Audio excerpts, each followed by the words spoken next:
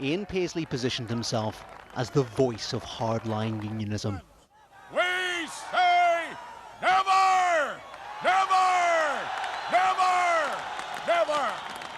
For decades, his critics called him Dr. No, but his legacy was changed forever when he said yes to power sharing and entered government with Irish Republicans, his sworn enemies for so many years.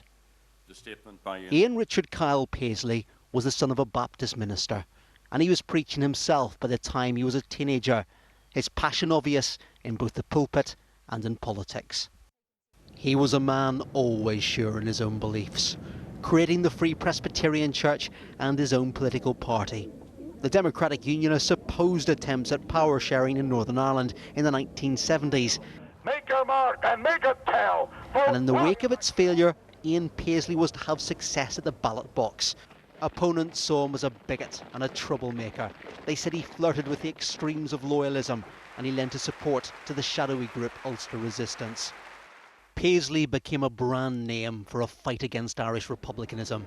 He refused to negotiate with Sinn Féin and campaigned against the Good Friday Agreement. Yes, 71.12%.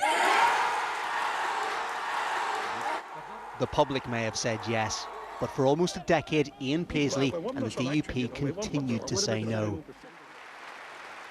Eventually that changed, and what once seemed like the unthinkable came true. He entered government with Sinn Féin. By that stage, the DUP was the biggest party, making Ian Paisley Northern Ireland's First Minister. His deputy was Martin McGuinness, a former IRA leader and a man he had long refused to talk to.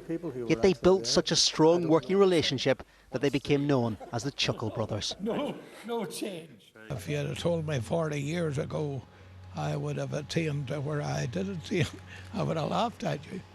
And certainly I've had a good innings, I've made good friends, and I've reconciled a lot of enemies.